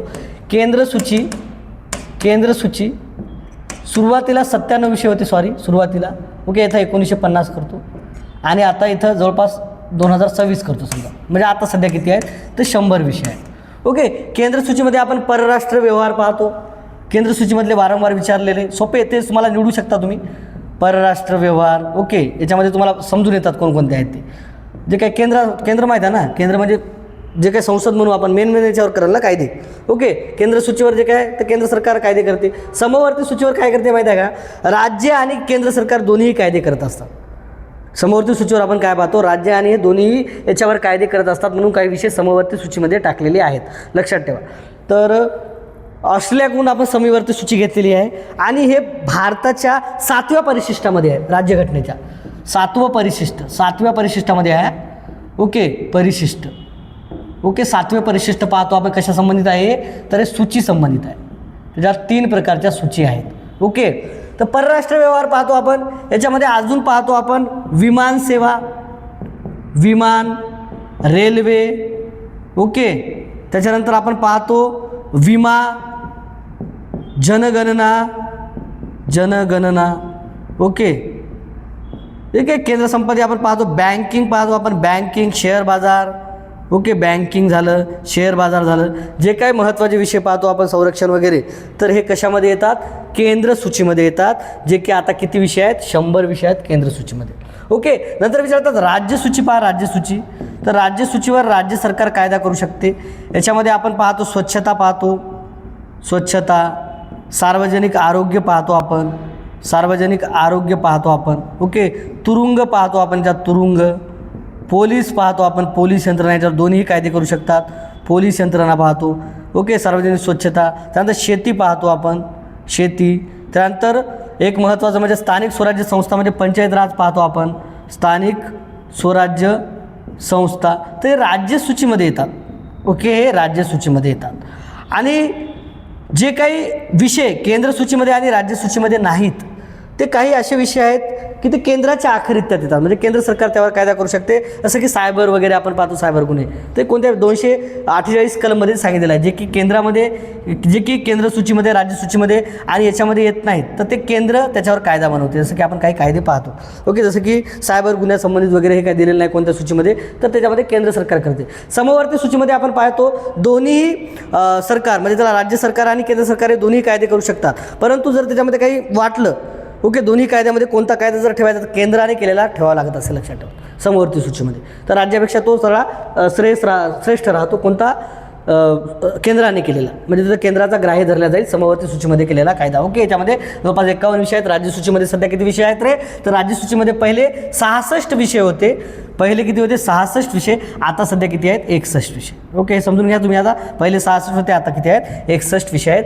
तर हे काही महत्त्वाचे विषय आहेत, ते वारंवार विचारतात, अजूनही विचारतात. तर उर्वरित अधिकार आपण पाहिलं कलम 248 मध्ये, जसं की सायबर वगैरे. ओके, तर 248 मध्ये काय, 246 कलममध्ये दिलेले आहेत ते. नेक्स्ट पहा, क्षेत्रफळाच्या दृष्टीने जगातील दुसरा मोठा देश, क्षेत्रफळाने सर्वाधिक मोठा देश म्हटलं तर रशिया आहे. लय मोठं क्षेत्रफळ आहे तर जवळपास बाबा लय म्हणजे काय, लय 2 आपले मावू शकतात एवढं आहे त्याचं, 2-3 बी खूप आहे रशिया मोठा. 3 लाख आपलं काय आहे 32 लाखच आहे आपलं 32 लक्ष त्यांचं खूप आहे 1 कोटीच्या घरामध्ये वाटते आय थिंक. रशिया कॅनडा आहे त्या 2 नंबर. सर्वाधिक जर म्हटलं जगामध्ये सर्वाधिक 1 नंबरला क्षेत्रफळाने सर्वाधिक कोण आहे? सर्वाधिक आहे रशिया. 2 नंबरला पाहतो आपण कोण? कॅनडा. 3 किंवा 4 नंबरला कन्फ्युजन राहते पण इथं 3 नंबरला आपण पाहतो चीन आणि 4 नंबरला पाहतो आपण काय? अमेरिका. ओके. 5 नंबरला पाहतो आपण ब्राझील. 5 नंबरला काय पाहतो आपण? ब्राझील. 6 नंबरला काय पाहतो आपण? ऑस्ट्रेलिया. पाहतो का ऑस्ट्रेलिया? ऑस्ट्रेलिया. ओके. बाकी पाहतो आपण 7 नंबरला आपला भारत. भारत 32 लाख काहीतरी समथिंग आपलं क्षेत्रफळ आहे लक्षात ठेवा. तर भारत त्यानंतर अर्जेंटिना वगैरे इथोपिया ते काय देश आहेत लक्षात ठेवा. ओके. कझाकिस्तान वगैरे 9व्या नंबरला. तर ते काय विचारणार नाहीत पहिले विचारतात. तर सर्वाधिक म्हटलं तर रशिया सर्वात मोठा आहे क्षेत्रफळाने. 2 नंबरला कॅनडा आहे. 3 नंबरला चीन. 4 नंबरला अमेरिका. 5 नंबरला ब्राझील. 6 नंबरला ऑस्ट्रेलिया आणि 7 नंबरला आपला भारताचं क्षेत्रफळ आहे लक्षात ठेवा. ओके. 9.36% आपण भारताचं क्षेत्रफळ व्यापलेलं आहे. 9.36%. ओके. नाही महाराष्ट्राने व्यापलं आहे. सॉरी हे थोडं दुसरीकडलं आहे. त्यानंतर मी तुम्हाला आकडेवारी सांगेल ते ज्यावेळेस आपण जनगणना घेऊ 2011ची जनगणना ज्यावेळेस आपण घेऊ त्यावेळेस तुम्हाला बऱ्याच गोष्टी सांगाल. ओके. जनगणनेवर कारण आता 2026ची आपण पाहतो 27 आता होणार आहे 16वी जनगणना. तर 15वी जनगणना जे काय 2011ला पाहतो तेव्हापासून झाली नाही. तर त्या जनगणनेवर काही प्रश्न विचारतात ते मी घेतो. ओके. काही महत्त्वाचे विचारतात. तर इथे आपण पाहिलं त्यानंतर सर्वाधिक लहान जर म्हटलं शहर. ओके. देश व्हॅटिकन सिटी नावाचा आहे. व्हॅटिकन सिटी एक मोनॅको नावाचा देश आहे. 0.17 काहीतरीचं म्हणजे एवढं म्हणजे एका रोम शहरामध्ये वसलेली सिटी आहे लक्षात ठेवा. एकदम लहान व्हॅटिकन सिटी आहे. तर एक विचारतात सर्वाधिक मोठा जर खंड विचारलं तर आशिया आहे. आशिया सर्वाधिक मोठा खंड आहे. आशिया खंड जर विचारलं सर्वात मोठा क्षेत्रफळाने तर आशिया खंड आहे क्षेत्रफळाने लोकसंख्येने बी आहे. लोकसंख्या किती आहे पाहिली ना आपण? भारत आणि चीन याच्यामध्ये आहे आशियामध्ये म्हणजे काय लोकसंख्या विषयच नाही. आणि लहान जर म्हटलं तर ऑस्ट्रेलिया आहे. सर्वाधिक लहान खंड ऑस्ट्रेलिया. ओके. तर इथं रशिया आहे सर्वात मोठा. नंतर चीन आहे. भारत 7व्या नंबरला यावर वारंवार विचारतात. ओके. लहान देश ऑस्ट्रेलिया आहे. याच्यामध्ये जवळपास ऑस्ट्रेलिया पाहतो न्यूझीलंड पाहतो काहीच देश आहेत. ओके. मानवी विकास निर्देशांक ह्युमन डेव्हलपमेंट इंडेक्स पाहतो आपण. UNDP United Nation Development Programme हे प्रकाशित करत असते दरवर्षी. यावर्षी आपण पाहतो तर हे काही नॉर्वे वगैरे देश याच्यामध्ये पहिले आहेत. ओके. आईसलँड पहिला आहे. आईसलँड. नॉर्वे आहे. त्यानंतर स्वित्झर्लंड आहे. भारत याच्यामध्ये 193 देशामध्ये 130व्या क्रमांकावर आहे. 193 देशामध्ये 130व्या. ओके. तर हे UNDP आपण काय म्हणू ह्युमन डेव्हलपमेंट इंडेक्स फक्त दरडोई उत्पन्नावरच नाही. महबूल उल हक याच्यावर प्रश्न विचारतात. ह्युमन डेव्हलपमेंट इंडेक्स याचा शोध कोण लावला म्हणजे हे कशावर आधारित असायला पाहिजे तर महबूल उल हक या पाकिस्तानी अर्थशास्त्रज्ञानं सांगितलं आहे की हा एक आरोग्य म्हणजे त्याला आयुर्मान म्हणू आपण. त्याच्यानंतर शिक्षण. ओके. शिक्षणामध्ये किती वर्ष घालवत आहोत त्या शिक्षणावर आधारित आहे. नाहीतर शिक्षण घ्यायला 10वीपर्यंत असत नाही जास्त शिक्षित वर्ग. आणि त्याच्यानंतर दुसरं आहे दरडोई उत्पन्न. दरडोई उत्पन्न म्हणजे प्रत्येक व्यक्तीचं उत्पन्न कसं आहे त्यावर आधारित हा ह्युमन डेव्हलपमेंट इंडेक्स काढला जाईल. आणि ते कोणती संस्था काढते? UNDP दरवर्षी काढत असते. United Nation Development Programme. Okay. तर ही काढत असते. त्याच्यामध्ये आईसलँड एक देश दिसतो. आईसलँड हा प्रथम स्थानी आहे सध्या लक्षात ठेवा. 2025 विचारलं तर. 2 नंबरला विचारलं येतं तर नॉर्वे येते. नॉर्वे. ओके. नॉर्वे. आणि 3 नंबरला विचारलं तर स्वित्झर्लंड येते लक्षात ठेवा. स्वित्झर्लंड. तर इथं जे काही गोष्टी तुमच्या होतीला ओके जे काही गोष्टी होतीला तर मी इथं घेतो स्वित्झर्लंड. तर हे मी चालू घडामोडीच्या जे काही गोष्टी होतीला ते इथं घेतो मी. ओके. तर हे विचारतात 100% विचारतात. TETला तर विचारणार. ओके. इथे UNDP विचारलं युनायटेड नेशन डेव्हलपमेंट प्रोग्राम. याचं मुख्यालय विचारतात. याचं मुख्यालय आहे न्यूयॉर्कला लक्षात ठेवा. न्यूयॉर्क. ओके. तर न्यूयॉर्क म्हणजे अमेरिकेला याचं मुख्यालय आहे. विचारतात कारण ह्युमन डेव्हलपमेंट इंडेक्स हे प्रकाशित करते म्हणून विचारतात. महत्त्वाचं न्यूयॉर्क. तर न्यूयॉर्क पाहतो आपण कुठे येते? अमेरिकेमध्ये येते. कुठे येते? अमेरिकामध्ये येते. लक्षात. आईसलँड, नॉर्वे आणि स्वित्झर्लंड. स्वित्झर्लंड. ओके, हे 3 नंबरचे देश आहे. भारत 130वे आहे. ओके. जागतिक आरोग्य संघटना पाहतो आपण, वर्ल्ड हेल्थ ऑर्गनायझेशन WHO. इथंच लिहितो, काही माहिती येणारच आहे याची. 7 एप्रिल 1948ला याची स्थापना झालेली आहे, 1948ला. ओके, तर हे कुठे आहे? जिनिव्हा स्वित्झर्लंडला याचं मुख्यालय आहे. Geneva Switzerland. जागतिक आरोग्य संघटना WHO, वर्ल्ड हेल्थ ऑर्गनायझेशन जिनिव्हाला आहे. जिनिव्हा कुठं म्हणजे स्वित्झर्लंडला आहे, लक्षात ठेवा. स्वित्झर्लंडला आहे. ओके ओके, स्वित्झर्लंडला. त्याच्यानंतर 7 एप्रिल हा जागतिक आंतरराष्ट्रीय आरोग्य दिन आहे. जागतिक आरोग्य दिन म्हणून आपण, आंतरराष्ट्रीय आरोग्य दिन, जागतिक आरोग्य दिन कोणता आहे? 7 एप्रिल. कारण 7 एप्रिल 1948ला स्थापना झाली. युनेस्को पाहतो आपण, युनायटेड नेशन. ओके, जे काही सांस्कृतिक आणि हे शिक्षण आणि सांस्कृतिक जप्ती, युनेस्को पाहतो आपण, पॅरिसला याचं मुख्यालय आहे. ओके, आणि जागतिक बँक पाहतो आपण, वॉशिंग्टन DC ला आहे. जागतिक बँकेचं मुख्यालय कुठं आहे? वॉशिंग्टन DC, अमेरिकेला आहे. तर इथं प्रश्न आहे, मानवी विकास निर्देशांक कोणत्या संस्थेद्वारे प्रकाशित केलेला आहे? तर UNDP, United Nation Development Programme. तर याच्यामध्ये ओके, दरवर्षी प्रकाशित करते. सध्या आयसलँड पाहतो आपण, पहिल्या क्रमांकाला विचारलं तर भारत 130वे आहे. आणि कोण कशा आधारावर करायचं होतं? हे 3 आधार सांगितले ना. तर ते 3 आधार कोणते आहेत? आरोग्य आहे, जन्मावेळेचं तुमचं आरोग्य, आयुर्मान म्हणतो आपण त्याला, आरोग्य आहे. त्यानंतर शिक्षण आहे. 3 आधारावर करायचं सांगितलं होते, शिक्षण आहे. आणि तिसरं पाहतो आपण कोणतं रे? तर तिसरं पाहतो आपण याच्यामध्ये दरडोई उत्पन्न महत्त्वाचं. ओके, दरडोई उत्पन्न, हे सर्वच गोष्टी पाहिजेत, त्याच्या आधारावर हे करतात, लक्षात ठेवा. दरडोई उत्पन्न. ओके, महबूल वक्त. आणि याला साथ कोणाची लागली होती? आपल्या भारतीय अर्थशास्त्रज्ञ अमर्त्य सेन यांची साथ त्यांना लाभली होती. ओके, तर हे महत्त्वाचं आहे, हे लक्षात ठेवा. नेक्स्ट क्वेश्चन पहा. राष्ट्रपतींना पद व गोपनीयते, पहा मी प्रश्न कसे घेतलेले आहे ते, एक प्रत्येक विषयाचे, एक अर्थशास्त्राचा आपण पाहिला, भूगोलाचे पाहिले, ते ढोबळमानाचे प्रश्न आहेत. त्या ढोबळमानाच्या प्रश्नामधून आपण एका प्रश्नातून नाही म्हणता मिनिमम आपण 10 तरी प्रश्न घेत आहोत. 10 मला 5 तरी घेत आहोत, लक्षात ठेवा. आणि हे प्रश्न विचारतात त्याच स्वरूपाचे. ओके, राष्ट्रपतींना आता जे काही तुम्हाला प्रश्न विचारले आहेत प्रिव्हियस इयरला, तर त्याच याच्यावर प्रश्न विचारतात 100%. गोदावरी नदी विचारतील, तर कृष्णा विचारतील, भीमा विचारतील, जे काही महत्त्वाच्या नद्या आहेत, ओके, तेच विचारतात. तापी विचारतील, तापी तर एक प्रसिद्ध नदी आहे, नेहमी प्रश्न राहतो, तर ते आपण घेऊन येणार. एकदम कोणीकडेही जास्त न केल्यापेक्षा, हे काही 1.5-2 महिना आपल्याला आहे, तर त्यामध्ये आपल्याला चांगला अभ्यास झाला पाहिजे. या आधारावर आपण तसे प्रश्न डिझाईन करून घेणार आहोत, म्हणजे त्याच आधारावर कसे प्रश्न येतील. राष्ट्रपतींना पद व गोपनीयतेची शपथ कोणाकडून दिली जाते? भारताचे सरन्यायाधीश देतात. राष्ट्रपतींना शपथ कोण देतात? कलम 60 नुसार. कलम 60 नुसार, लक्षात ठेवा. आता इथे कलम 60 सांगतो तुम्हाला.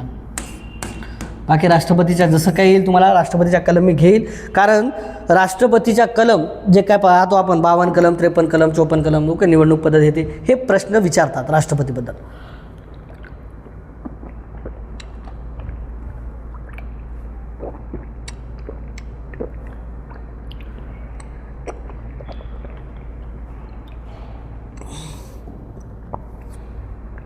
पहा, राष्ट्रपतींना पद व गोपनीयतेची शपथ कोणाकडून दिली जाते? तर भारताचे सरन्यायाधीश जे आहेत, ते भारताचे सरन्यायाधीश राष्ट्रपतींना शपथ देतात कलम 60 नुसार, भारतीय राज्यघटनेच्या.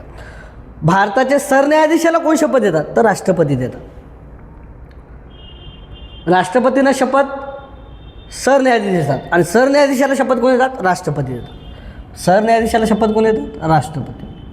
आलं लक्षात? उलट सुलट कोण देतात इथं? राष्ट्रपती. राष्ट्रपतीला कोण देतात? सरन्यायाधीश. सरन्यायाधीश नसतील तर ज्येष्ठतम न्यायाधीश वयाने जे आहेत ते, पण सध्या सरन्यायाधीश राहतात. ओके, नसतील तर प्रश्न आला तर ज्येष्ठ न्यायाधीश देतील. ओके, शपथ भारताच्या सरन्यायाधीशाला कोण देतात? राष्ट्रपती देतात. इतर न्यायाधीशाला पण राष्ट्रपती देतात. ओके, इतर न्यायाधीश, सर्वोच्च न्यायालयाचे इतर न्यायाधीश पाहतो आपण. ओके, सर्वोच्च न्यायालयाचे जे काय आपण इतर न्यायाधीश पाहतो, इतर न्यायाधीश, त्यांना पण कोण शपथ देतात? राष्ट्रपती. राष्ट्रपती नसेल तर दुसरं राष्ट्रपतीने नियुक्त केलेला व्यक्ती कोण देतात? राष्ट्रपती. ओके, इथं अजून विचारलं पंतप्रधान. पंतप्रधानाला कोण शपथ देतात? राष्ट्रपती. कोण देतात? राष्ट्रपती. उपराष्ट्रपतीला कोण शपथ देतात? राष्ट्रपती. ओके, आणि भारताचे सरन्यायाधीश हे देतात कोणाला? राष्ट्रपतीला. लोकसभा सभापती अशी काही वेगळी शपथ नसते, ते खासदारकीची शपथ असते. खासदारकीच्या शपथला कोण देतात? राष्ट्रपती शपथ देत असतात. ओके, तर अशा प्रकारचं आहे, तर हे लक्षात ठेवा. पंतप्रधान आणि पंतप्रधानाचं जे नियुक्त केंद्रीय मंत्रिमंडळ असते त्याला पण राष्ट्रपती शपथ देत असतात. ओके, तर सर्वोच्च न्यायालयाचे इतर न्यायाधीश जे असतात त्यांना पण राष्ट्रपती देतात. उच्च न्यायालयाचे न्यायाधीश, आता उच्च न्यायालयाचे न्यायाधीश पहा लक्षात ठेवा. उच्च न्यायालयाचे न्यायाधीश समजून घ्या बरं विषय. उच्च न्यायालयाचे न्यायाधीश आता सांगण्याचा बराच प्रयत्न करतो. उच्च न्यायालयाचे न्यायाधीश आपण पाहतो इथं काय म्हणू, मुख्य न्यायाधीश म्हणून. उच्च न्यायालयाचे काय म्हणू आपण, मुख्य न्यायाधीश. हे पहा, मुख्य न्यायाधीशाची जी काय नेमणूक असते पहा, इथं मी पहिले तुम्हाला नेमणूक सांगतो. इथं नेमणूक कोण करते पहा, नेमणूक कोण करते, इथं नेमणूक करत असतो राष्ट्रपती.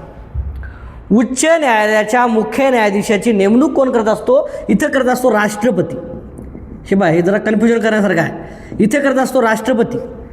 राष्ट्रपती करतो पण सल्ला घेत असतो राष्ट्रपती दोन व्यक्तीचा सल्ला कोणाचा घेतो पहा, सल्ला कोणाचा घेतो पहा. ओके, दोन व्यक्ती सल्ला घेतो. तर इथं आपण सल्ला पाहतो, एक म्हणजे सरन्यायाधीशाचा सल्ला घ्यावा लागते त्याला.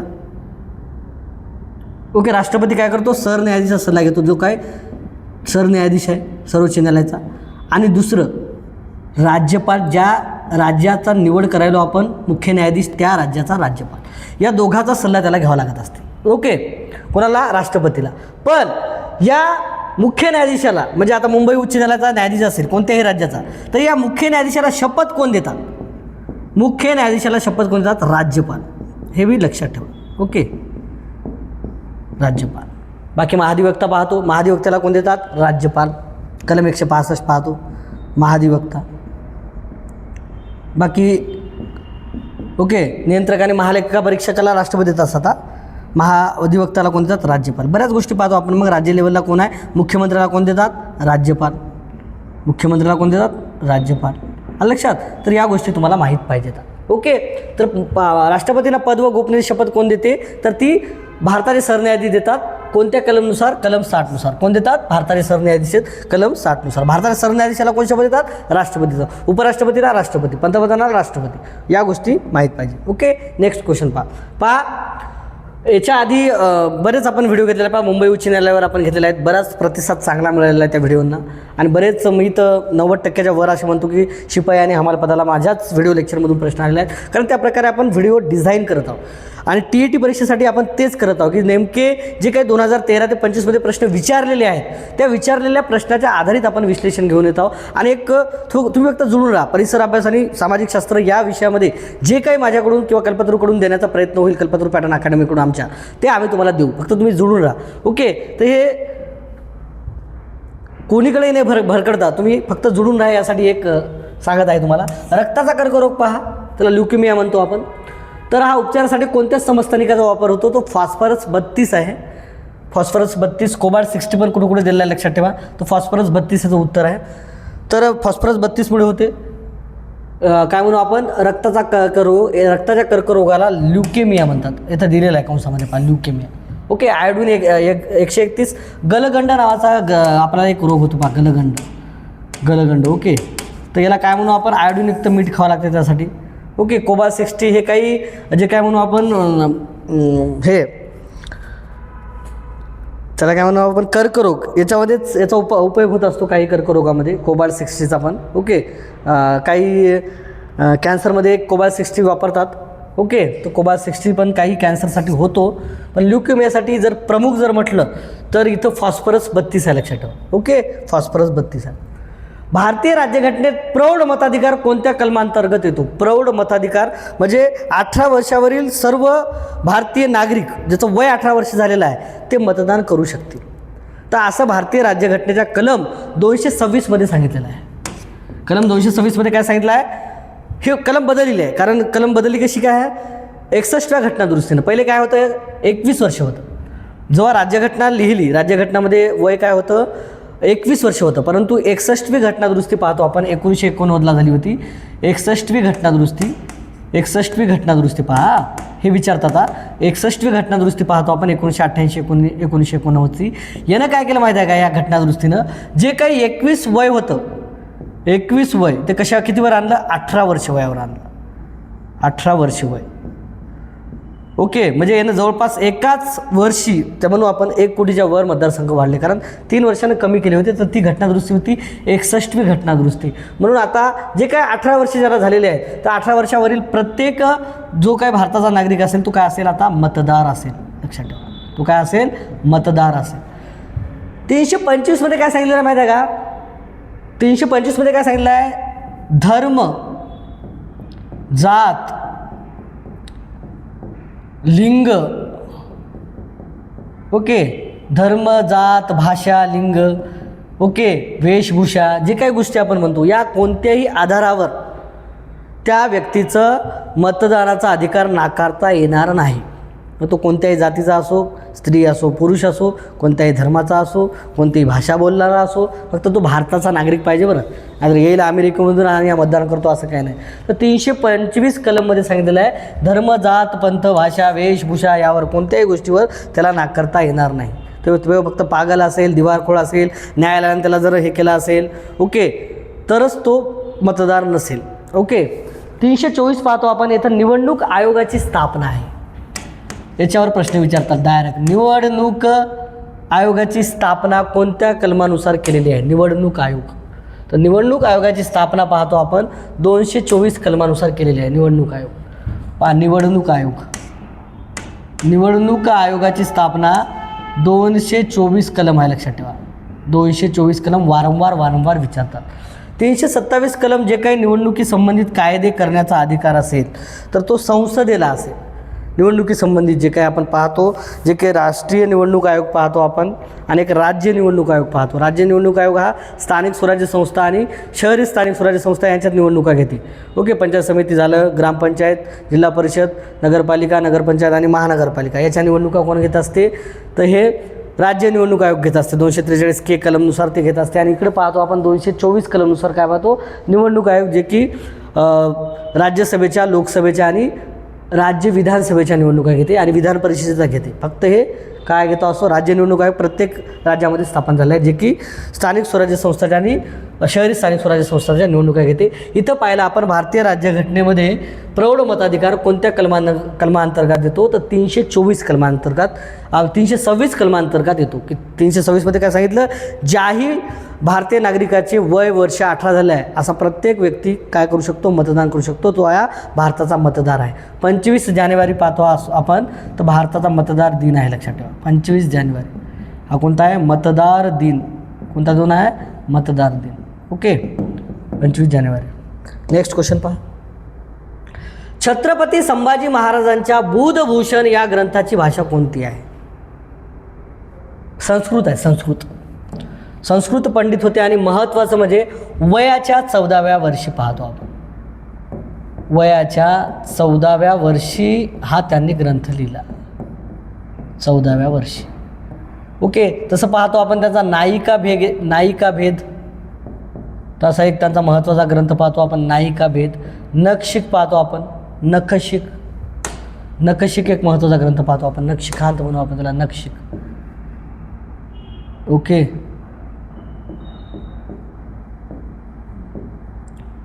नखशिख पाहतो आपण. एक पाहतो नायिका भेद आणि एक पाहतो आपण 7 शतक. तर हे महत्त्वाचे ग्रंथ आपण कोणाचे पाहतो? हे पाहतो आपण संभाजी महाराजांचे.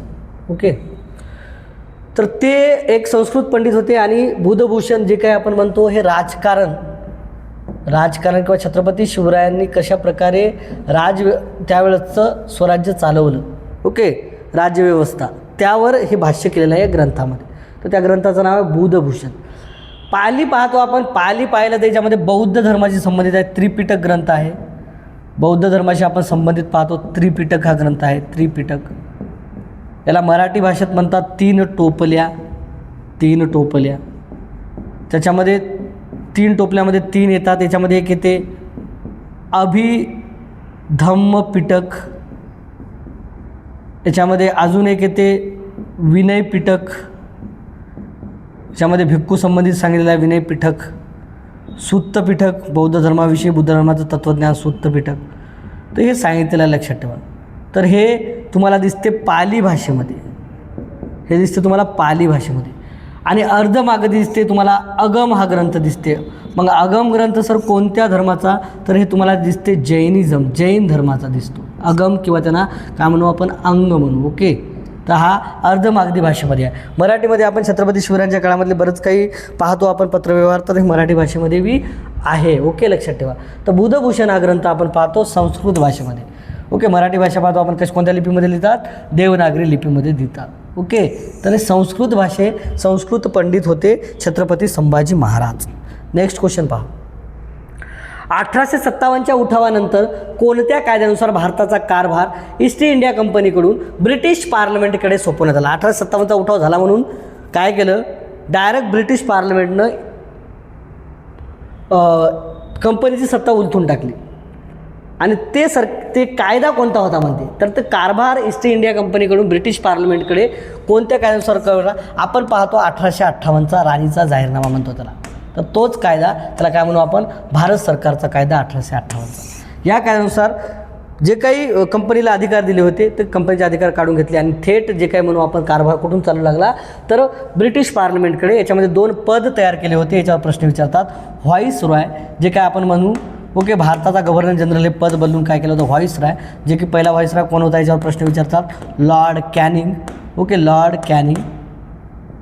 आणि एक भारत मंत्री हे पद तयार केलं होतं. व्हाईसरॉय आणि कोणतं पद तयार केलं होतं, भारत मंत्री. ओके, तर भारत सरकार तो कोणता कायदा आहे, 1858चा.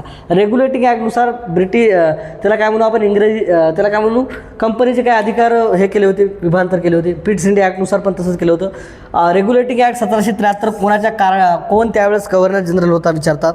तर त्यावेळेस बंगालचा गव्हर्नर जनरल पाहतो आपण, कारण रेग्युलेटिंग ॲक्टनुसारच गव्हर्नर हे पद बदलून गव्हर्नर जनरल केलं होतं. जसं की आपण पाहतो याच्या आधी रॉबर्ट क्लाईव्ह होता, तो रॉबर्ट क्लाईव्ह हा बंगालचा गव्हर्नर होता. 1773चा रेग्युलेटिंग ॲक्ट आला आणि त्यानंतर काय झालं, बंगालचा गव्हर्नर जनरल हे पद झालं. आणि लॉर्ड वॉरन हेस्टिंग, यावर वारंवार प्रश्न आहे, सरळ सरळ लक्षात ठेवा. लॉर्ड वॉरन हेस्टिंग हा काय झाला, बंगालचा पहिला गव्हर्नर जनरल झाला.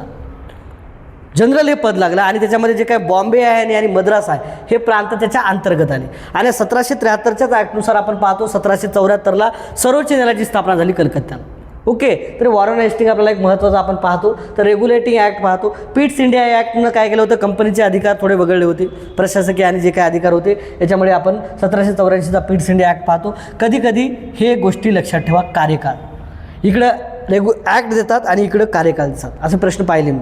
तर 1773चा रेग्युलेटिंग ॲक्ट माहीत पाहिजे, 1784चा पिट्स इंडिया ॲक्ट, 1909चा Morley Minto act, okay, Montagu Chelmsford 1919चा भारत सरकारचा कायदा, 1935चा, 1933चा कायदा, त्यानंतर आपण जे काही कायदे आहेत त्या कायद्यानं काय काय बदल गेलं हे आपल्याला माहीत पाहिजे, लक्षात ठेवा. ओके, तर ते आहे. त्यानंतर पहा 1984 1858चा पाहिजे, 1909चा मोर्लेमेंटो कायदा आपण पाहतो. याला मुस्लिमांना स्वतंत्र मतदारसंघ दिले होते, यावर प्रश्न विचारतात. मुस्लिमांना स्वतंत्र मतदारसंघ. ओके, मतदारसंघ आलं लक्षात. इथं सांगितलं तुम्हाला काय, तर 1857चा जो काय उठाव झाला, ओके, 1857चा उठाव पाहतो आपण. मेरठ इथे झाला होता. मेरठ सुरुवात कुठे झाला होता, मेरठ 10 मेला. नियोजित तारीख दुसरीच होती पण झाला आधीच. ओके, ते 1857च्या उठावामध्ये घेईल मी पूर्ण डिटेलमध्ये. ओके, जे की मंगल पांडेनं मारल्यापासून ते डायरेक्ट, ओके, कसा उठाव कुठं गेला, झाशीच्या राणीनं कुठं गेला ते सर्व घेईल. ओके, बेगम हजरत मानलं कुठं, लखनौ बिकवलं, ते सर्व आपण घेणार आहोत. ते कुठे घेणार आहोत, 1857च्या उठावामध्ये. 1857च्या उठावानंतर कोणत्या कायद्यानुसार भारतात कारभार ईस्ट इंडिया कंपनीकडून ब्रिटिश पार्लमेंटकडे सोपवण्यात आला, तर तो भारत सरकारचा कायदा आहे, त्यालाच राणीचा जाहीरनामा म्हणतो आपण.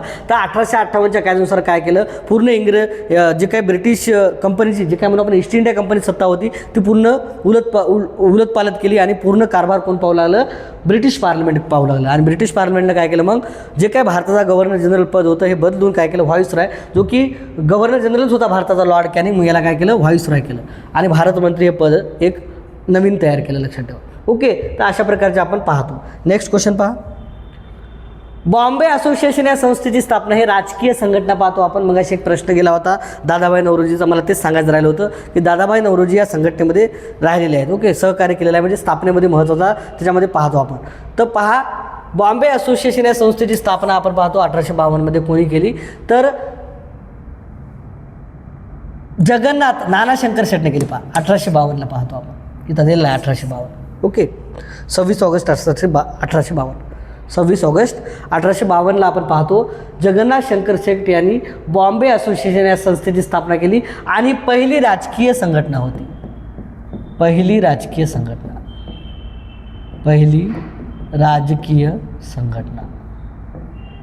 ओके,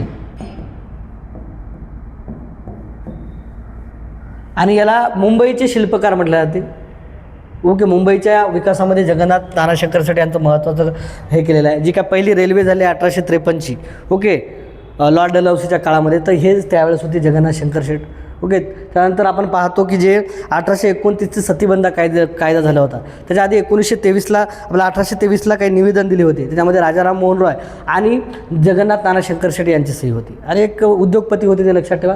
त्यांनी आपल्या स्वतःच्या वाड्यामध्ये 1849ला मुलींची शाळा पण काढली होती. तर नाना शंकर शेठ हे मुंबईचे अनभिषिक्त सम्राट म्हणजे प्रख्यात अत्रे यांनी असा उल्लेख केला त्यांचा. ओके, फिरोजशाह मेहता मुंबईचे सिंह म्हटले जाते. दादोबा पांडुरंग तरखडकर पाहतो आपण, काय म्हणतो आपण, प्रार्थना समाजाची स्थापना केलेली आहे. बाळशास्त्री जांभेकर आपण पाहतो, तर मराठी वृत्तपत्राचे जनक पाहतो आपण. दर्पण हे वृत्तपत्र पाहतो, 1832ला त्यांनी सुरू केलेलं, लक्षात ठेवा. दर्पण कधी 1832ला, म्हणून त्याला काय म्हणतो, मराठी वृत्तपत्राचे जनक म्हणतो आपण त्याला, मराठी वृत्तपत्राचे जनक. ओके, वृत्तपत्राचे जनक कोणाला म्हणतो आपण, बाळशास्त्री जांभेकर यांना. त्यानंतर दादोबा पांडुरंग तरखडकर आपण पाहतो, प्रार्थना समाज. ओके, प्रार्थना समाजाशी संबंधित आहे. 1867ला आपण पाहतो दादोबा पांडुरंग तरखडकर यांनी प्रार्थना समाजाची नीव रोवली होती महाराष्ट्रामध्ये. फिरोजशाह मेहता याला मुंबईचे सिंह म्हटले जाते. मुंबईचे सिंह. ओके, मुंबईचे सिंह म्हटले जाते. एक मवाळवादी नेते होते. कोण होते? मवाळवादी नेते फिरोजशाह मेहता. नेक्स्ट क्वेश्चन पहा. भारतीय राज्यघटनेने स्वीकारलेली संसदीय शासन पद्धती कोणत्या देशाच्या घटनेवरून घेतलेली आहे? संसदीय शासन पद्धती आपल्याला माहिती आहे, इंग्रजांनी आपल्याला 150 वर्ष राज्य केलं. संसदीय शासन पद्धती आपण घेतलेलं आहे इंग्लंड, ब्रिटनकडून. अमेरिकेकडून आपण मूलभूत हक्क घेतलेले आहेत. जे काही न्यायालयीन पुनर्विलोकन न्यायालयीन प्रक्रिया आहे अमेरिकेतून घेतलेलं आहे. कॅनडाकडून आपण संघराज्य, जे काही संघ आपण केंद्राला जे काही महत्त्व देतो. ओके, जे काही राज्यपाल पद आहे आपण त्या केंद्राकडून निवड पद्धती आहे तसं घेतलं आपण 1935 कडूनच्या कायद्याकडून, भारत सरकारच्या. पण जे काही राज्यपालाची निवड आपण पाहतो केंद्र सरकारकडून होते, तर ते कोणाकडून घेतलं आहे? कॅनडाकडून. आणि रशियाकडून आपण काय घेतलं आहे? मूलभूत कर्तव्य. ओके, लिहू काय येतं एक एक शब्द, म्हणजे या गोष्टी तुमच्या होतील, या नोट करा. ओके, मूलभूत कर्तव्य. कधी कधी चुकतात, नंतर म्हणतो सिलेमिस्टिक नाही गेलं. मूलभूत कर्तव्य. कॅनडा संघराज्य पद्धती आपण घेतलेली आहे, संघराज्य. राज्यपालाची निवड आपण घेतलेली आहे केंद्राकडून, ते कॅनडाकडून घेतलेली आहे. इंग्लंड पाहतो आपण संसदीय शासन पद्धती. मूलभूत हक्क पाहतो आपण कोणाकडून घेतलेले आहेत? मूलभूत हक्क अमेरिकेकडून घेतले आहेत. मूलभूत हक्क कोणाकडून घेतलेले आहेत? अमेरिकेकडून. बाकी बऱ्याच गोष्टी पाहतो आपण. जे काही घटनादुरुस्ती पद्धत पाहतो आपण कोणाकडून घेतलेली आहे? घटनादुरुस्ती पद्धत दक्षिण आफ्रिकेकडून घेतली आहे. संयुक्त अधिवेशन पाहतो आपण कोणाकडून घेतलेलं आहे? संयुक्त अधिवेशन आपण ऑस्ट्रेलियाकडून घेतलेलं की दक्षिण आफ्रिकेकडून घेतलेलं आहे. त्यानंतर समवर्ती सूची पाहतो आपण ऑस्ट्रेलियाकडून घेतलेली आहे. बऱ्याच गोष्टी पाहतो आपण. ओके, तर हे पहा कॅनडाकडून काय घेतलं. नंतर स्वातंत्र्य, समता, बंधुता हे 3 तत्व आपण पाहतो फ्रेंच राज्यक्रांतीकडून घेतलेले आहेत, फ्रेंच राज्यघटनेकडून घेतलेलं आहे. न्याय पाहतो आपण, तर हे USSRकडून न्याय, फक्त न्याय, स्वातंत्र्य समता म्हणतो ना, तर न्याय फक्त USSRकडून घेतला आहे, रशियाकडून. ओके, त्याच्यामध्ये मूलभूत कर्तव्य आहे. मार्गदर्शक तत्त्वे आपण कुठून घेतलेले आहेत? मार्गदर्शक तत्त्वे आयर्लंडकडून घेतलेले आहेत आपण, मार्गदर्शक तत्त्वे. ओके, तर या गोष्टी आपल्याला बरेच वेळा प्रश्न विचारतात. नेक्स्ट क्वेश्चन पहा. स्वतंत्र मजूर पक्ष पाहतो आपण 1936 का 35चा, बाबासाहेब आंबेडकरांचा 15 ऑगस्ट 1936चा. ओके, 1937मध्ये बरेच 17पैकी 15 का 14 जण निवडून आले होते याच्यामध्ये. तर ते डॉक्टर बाबासाहेब आंबेडकरांचा आहे. इंडिपेंडंट लेबर पार्टीची स्थापना बाबासाहेबांनी केली होती. ओके, तर डॉक्टर बाबासाहेब आंबेडकर. ओके, याचं उत्तर आहे डॉक्टर बाबासाहेब आंबेडकर, जे की 1936ला बाबासाहेबांनी स्थापन केली होती. त्यानंतर पीपल्स एज्युकेशन सोसायटीवर जर प्रश्न आला तर पीपल्स एज्युकेशन सोसायटी बाबासाहेबांनी स्थापन केली होती. People's Education society. Okay, education society. Okay, education society. Republican party त्यांना स्थापना करायची होती, पण त्या आधीच त्यांचा मृत्यू झाला होता. तर रिपब्लिकन पार्टीचं नाव बाबासाहेबांशी संबंधित आहे. भारतीय बौद्ध महासभा विचारतात, बाबासाहेबांनी स्थापन केली होती. भारतीय बौद्ध महासभा. ओके, महासभा हे बाबासाहेबांनी स्थापन केली होती. समता सैनिक जर विचारलं, बाबासाहेबांनी स्थापन केलं होतं. समता सैनिक दल. समता सैनिक दल. ओके, सैनिक दल. समता सैनिक दल. त्यानंतर पाहतो आपण बहिष्कृत हितकारणी सभा, बहिष्कृत 1924ला बहिष्कृत हितकारणी सभा, बहिष्कृत भारत वृत्तपत्र चालवलं त्यांनी, बहिष्कृत हितकारणी सभा. ओके, हे बाबासाहेबांचे आहेत. त्यानंतर मूकनायक पाहतो आपण, समता, जनता, प्रबुद्ध भारत. ओके, तर हे बाबासाहेबांची वृत्तपत्रे पाहतो आपण, लक्षात ठेवा. ओके, तरी महत्त्वाचं आहे. स्वतंत्र मजूर पक्ष कोणाचा होता? बाबासाहेब आंबेडकरांनी 15 ऑगस्ट 1936ला स्थापन केला होता. सदतीच्या निवडणुकीमध्ये त्यांना घवघवीत यश आलं होतं. बाकी पाहिलं मी पीपल्स एज्युकेशन सोसायटी विचारतात. पीपल्स एज्युकेशन सोसायटी 1945 ते 1945मध्ये आपण पाहतो की सिद्धार्थ कॉलेज एक पाहतो आपण, मुंबईचं सिद्धार्थ कॉलेज विचारतात. सिद्धार्थ कॉलेज, पीपल्स एज्युकेशन सोसायटीनं कोणते कॉलेज स्थापन केले? सिद्धार्थ कॉलेज पाहतो आपण मुंबईचं, आणि मिलिंद कॉलेज पाहतो आपण कुठेलं रे? छत्रपती संभाजीनगर, म्हणजे तेव्हाचं औरंगाबादचं, आता म्हणू आपण त्याला छत्रपती संभाजीनगर. ते विचारतात. भारतीय बौद्ध महासभा हे विचारतात. समता सैनिक दल कोण स्थापन केलं? बहिष्कृत हितकारणी सभेची स्थापना कोणी केली? बाबासाहेबांनी केली. बाकी महाडचा 14 तळे सत्याग्रह, मनुस्मृतीचं दहन 25 डिसेंबर 1927, या गोष्टी वारंवार विचारतात. ओके, त्यांचे ग्रंथ problems of rupees, origin and solution, त्यानंतर शूद्रपूर्वी कोण होते, अजून बरेच. Okay, Karl Marx and Buddha and his Dhamma, annihilation of caste, हे त्यांचे ग्रंथ विचारले जातात. ते घेऊ आपण. बाबासाहेब डिटेल प्रश्न आला की डिटेल घेऊ. आता डिटेल आला होता, पण आपण याच्यानंतर काही आलं वृत्तपत्र वगैरे त्यावेळेस डिटेल आपण घेऊ. ओके, 4-5 प्रश्नामध्ये आपले बाबासाहेब बरेच कवर होतील. कोणत्या जीवनसत्वाच्या कमतरतेमुळे अस्थिमृदुता होतो? मुर्दूस म्हणू आपण लहान बालकामध्ये, आणि अस्थिमृदुता म्हणू आपण मोठ्या व्यक्तीमध्ये. ओके, यालाच आपण मुर्दूस म्हणू लहान बाळामध्ये, मुर्दूस. ओके, तर हा जीवनसत्व डच्या अभावामुळे होतो. तर हे आपल्याला कोवळ्या उन्हामध्ये भेटते, अंड्यामध्ये, याच्यामध्ये हे भेटते. त्यानंतर दूध वगैरे प्यावं लागेल, पण जास्त म्हणून तर आपण कोवळ्या उन्हामध्ये भेटते जीवनसत्व ड, जे की आपल्याला काय म्हणू आपण सर्वाधिक म्हणजे हाडं मजबूत राहतात त्यानं. ओके, त्यानंतर जीवनसत्व तर जीवनसत्व जर म्हणलं तर रात आंधळेपणा होतो. रात आंधळेपणा लिहून देऊ का इथं? जीवनसत्व अ जर म्हटलं तर रात आंधळेपणा, रात आंधळेपणा हेच विचारतात, जास्त डीपमध्ये नाही. काही जर असतील विज्ञानाचे क्वेश्चन तर आपण घेऊ. ओके, तेवढं काही डीपमध्ये जात नाही. जीवनसत्व ब बेरी होतो आहे ना, बेरी 8 कॉम्प्लेक्स आहेत आपल्याला माहीत आहे. बेरी याच्या 8 कॉम्प्लेक्स आहेत. ओके, ते riboflavin, niacin, thiamine. Okay, B1 म्हणजे thiamine, B2 riboflavin, B3 niacin, B5 पेंटॅथेनिक आम्ल. तर हे 8 गट आहेत, त्याच्या वेगवेगळे आहेत, ते बी घेऊ आपण. ओके, याचे रासायनिक नाव विचारतात. जीवनसत्व क, स्कर्वी रोग होतो जीवनसत्व कच्या अभावी, स्कर्वी. Okay, scurvy. ओके, तर हे जीवनसत्व क आपल्याला कशामधून मिळते? लिंबूवर्गीय फळामधून भेटते, जसं की आपण लिंबू म्हणू, संत्रा म्हणू, मोसंबी म्हणू, चिंच म्हणू. ओके, सी जीवनसत्व भेटते त्याच्यामधून. आणि जीवनसत्व ड म्हणून तो आपल्या कोवळ्या उन्हामधून. आणि जीवनसत्व अ हे सर्वाधिक जास्त आपल्याला काय म्हणू, डोळ्यासाठी महत्त्वाचं आहे, जसे पालकमधून भेटते. त्याच्यानंतर जीवनसत्व आपल्याला कशामधून भेटते? गाजरामधून भेटते. तर हे आपण नियमित सेवन गोष्टी केल्या पाहिजे, त्याच्यामुळे काय होतं, आपण डोळे चांगले राहतात. आणि अस्थिमृदुतासाठी आपल्याला काय म्हणू आपण? जीवनसत्व ड च्या अभावामुळे अस्थिमृदुता होतो. ओके, आणि जीवनसत्व डचं जर चांगलं प्रमाणात असेल तर आपले दात, हिरड्या वगैरे शरीर आपलं ओके हाड हे मजबूत राहते. नेक्स्ट क्वेश्चन पहा. रक्ताभिसरण प्रक्रियेचा शोध कोण लावला? एडवर्ड जनर नाही. ओके, विल्यम हार्वेने लावला. विल्यम हार्वे आणि रक्ताभिसरणाचा शोध लावलेला आहे. Okay, William Harvey. आलं. देवीच्या लसीचा शोध एडवर्ड जनर, देवी. ओके, देवीची लस पाहतो आपण, देवीची लस म्हणतो आपण. देवीची लस कोण सांगली? Edward Jenner. Okay, Louis Pasteur म्हणतो पाश्चरायझेशनचा शोध. विल्यम हार्वे रक्ताभिसरणाचा शोध. ओके, रक्ताभिसरणाच्या प्रक्रियेचा शोध कोण लावला? William Harvey. जे काही महत्त्वाचे शास्त्रज्ञ आहेत ते एका चार्टमध्ये मी घेईल आणि ते पूर्ण एका उतरून घ्या तुम्ही पेजमध्ये. तेच शास्त्रज्ञ येतील, बाकी जास्त घासू नका. ते बरोबर मी प्रश्न पाहतो कोणत्या शास्त्रज्ञावर कसे विचारले आहेत, कारण त्याच्यावर जास्त वेळ घालायचा नाही आपल्याला. शास्त्रज्ञ खूप आहेत. ओके, तर रेडिओ, मार्कोनी वगैरे, राईट बंधू, विमान, हे अशी दूरदर्शनचा शोध, याच्यावर काही प्रश्न विचारले आहेत तेही आपण घेऊ. ओके, जास्त वाचू नका, जास्त वेळ नका घालू. लोकसभेवर निवडून येण्यासाठी उमेदवाराचे वय, लोकसभेवर पहा, लोकसभेवर 25 वर्ष वयोमर्यादा लागते. पहा, लोकसभेवर 25 वर्ष लागते. त्यानंतर विधानसभेवर 25 लागते. लोकसभा इथं लिहितो मी. लोकसभेला निवडून जर व्हायचं असेल, लोकसभेवर तुम्हाला खासदार जर व्हायचं असेल तर तुम्हाला 25 वर्ष तुमचं वय पूर्ण झालेलं पाहिजे तरच तुम्ही खासदार होऊ शकता आणि आमदार होऊ शकता. म्हणजे दोन्हीला तुम्हाला काय लागेल, 25 वर्ष वय लागेल. 21 वर्ष वय तुम्हाला स्थानिक स्वराज्य संस्थामध्ये लागेल. सरपंच होण्यापासून ते जिल्हा परिषदचा सदस्य, जिल्हा परिषदचा अध्यक्ष म्हणतो आपण. ओके, तर त्याचं तुम्हाला वय किती लागेल, स्थानिक स्वराज्य संस्था तिथं किती लागेल, 21 वर्ष वय लागेल तुम्हाला. ओके, स्थानिक स्वराज्य संस्था 21 वर्ष वय लागेल. त्यानंतर शहरी स्थानिक असो की नागरी स्थानिक स्वराज्य असो, ग्रामीण स्थानिक स्वराज्य असो, तिथं 21 वर्ष वय लागेल तुम्हाला. त्याला आपण पंचायत राज म्हणू. 18 वर्ष वय तुम्हाला मतदारासाठी लागेल.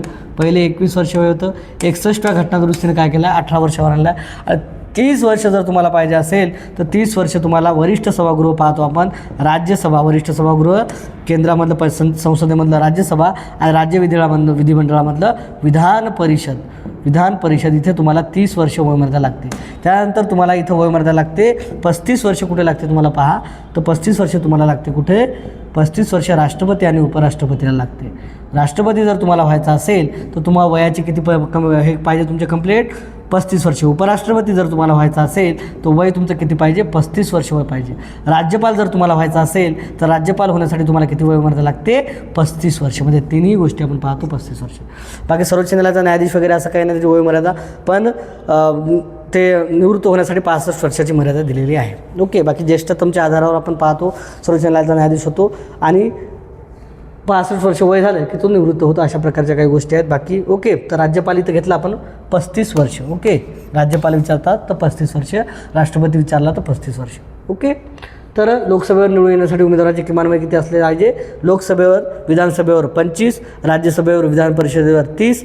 ओके, स्थानिक स्वराज्य संस्थेमध्ये 21, मतदारासाठी 18, त्याच्यानंतर राष्ट्रपती, उपराष्ट्रपती, राज्यपाल 35. ह्या पाठ करून ठेवा गोष्टी. ओके, याच्यावर एक तरी प्रश्न विचारतात आणि तो एक फिक्स मार्क असतो. लक्षात पहा, 30 क्वेश्चन घेतले आणि याच्यामध्ये आपण पहिलंच सांगितलं की प्रश्नाचा पोस्टमॉर्टम म्हणजे आपण बऱ्याच प्रकारे केलं. बाकी काही गोष्टी मी सांगितल्या बी नाहीत कारण लेक्चर खूप लेंदी होईल. पहिलं लेक्चर होतं. तर व्हिडिओ कसा वाटला ते कमेंटमध्ये सांगा आणि या व्हिडिओ लेक्चरचा तुम्हाला अवश्य फायदा होईल कारण अशाच प्रकारे प्रश्न विचारतात. याच्यानंतर जे काय 8वीचा इतिहास आणि राज्यशास्त्र आहे याच्यावर इतिहास आणि राज्यशास्त्र बराच कवर होतो तुमचा. आधुनिक इतिहास जो काय स्वातंत्र्याचा इतिहास दिला त्याच्यामध्ये 1857चा उठाव बऱ्याच गोष्टी आहेत त्याच्यामध्ये. ओके, तर त्यावर काही एक सेशन घेऊन येणार आहोत मी. जे काही तेवढे सेशन बनतील ते सेशन आणेल आणि त्याच्यानंतर 2013 ते 2025मध्ये नेमके प्रश्न विचारले कसे ते प्रश्न घेऊन येईल आणि त्याचे विश्लेषण तुम्हाला देईल. ओके, कारण त्या विश्लेषणामधूनच दुसरा प्रश्न तयार होतो आणि तोच प्रश्न तुम्हाला तशाच प्रकारे प्रश्न विचारले जातात. ओके, चला तर आपण आजचं सेशन येतं थांबू. धन्यवाद.